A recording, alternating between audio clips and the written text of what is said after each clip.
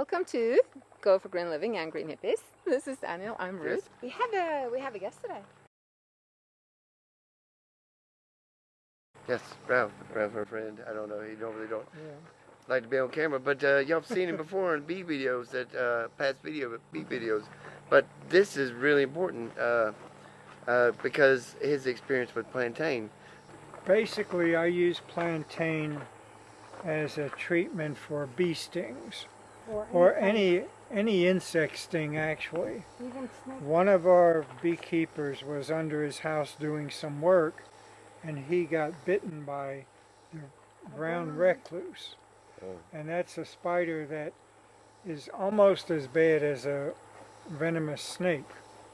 He wanted to finish what he was doing, so he took some plantain, chewed it up, put it on where the spider had bitten him, and he finished doing what he was doing. And when he came back out, he could see the 2 little bite marks on his arm, but there was no swelling, there was no after effects. So What is your take on plantain? Oh, plantain! Well, it is incredible on bee stings. I reached and grabbed a fence like 2 weeks ago, and there was a hornet. I grabbed a hornet, and he stung me right between the finger there, and Root said, "Put some plantain on it," and I was like, "Yeah," to get the stinger out, and it hurt for like a minute, and then it stopped hurting, and it never hurt again. Yeah, and what happened this morning?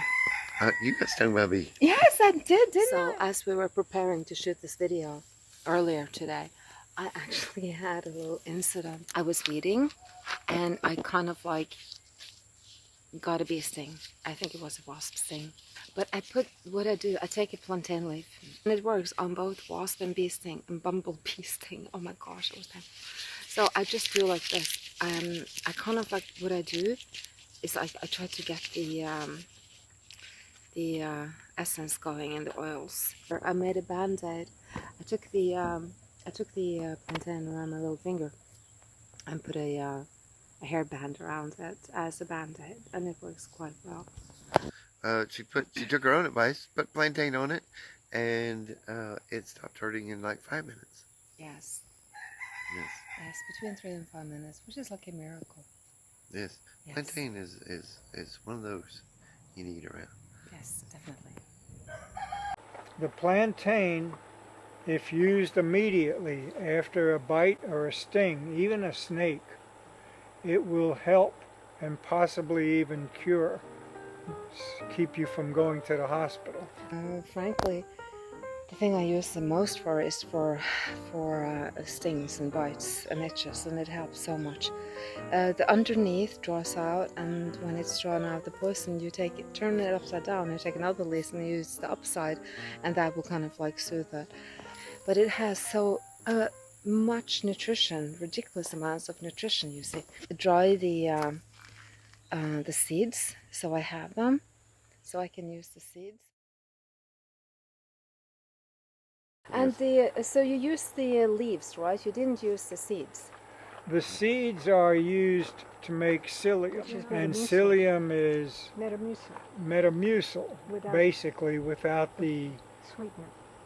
Without the additive that makes it orange flavored and whatever. I don't know how to. Is that the same as psyllium husk? It's like it helps things move along. Yes. How do you pronounce it? Yeah, laxative. It's a laxative. METAMUCIL. METAMUCIL is what you would buy in the stores. Oh, no, the name for the seeds. Psyllium. Psyllium. We have psyllium here. That would be awesome, wouldn't it? Wow. Yes, it would be awesome. Yes, definitely. Because if you have diarrhea or if you have constipation, psyllium will work for either one of those. This year there's like so many seeds. Some years we have like less seeds and bigger flowers. Like 2 years ago, the leaves here, same plant 2 years ago was like twice the size of leaves. They were like enormous. But this year the seeds were going bigger. So these are done. I will definitely harvest some of these. Don't we bam bam, huh? Awesome. Okay, do it one more so I can see you again. Can you explain what you're doing? Let's see though. Can I see? seed. We have to hold it. Oh, there you go. Wow. Lovely plantain. Yeah, this is the other one, long-leaved. I didn't even know they had these. I wonder if you have this in Europe. I don't remember. So you pick these a little bit differently because they're shorter. But yeah, adds up, doesn't it?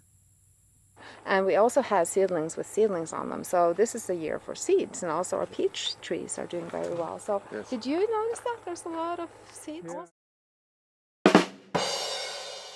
On that note, I would like to challenge the master gardeners.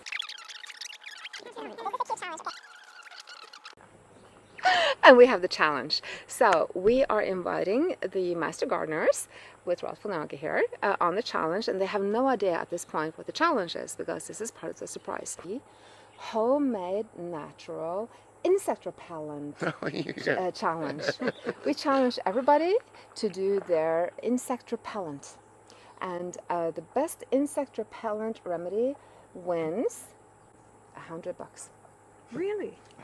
But it has to be proven, and we have to be able to test that they're working. So when we're walking the Appalachian Trail, we will be testing out local homemade insect repellents, but we do not like the unnatural stuff. And I know he made one that was super good. And what did you use? I used, it was a video I did. Drum roll. Oh yeah, for the challenge. Sure. Yes?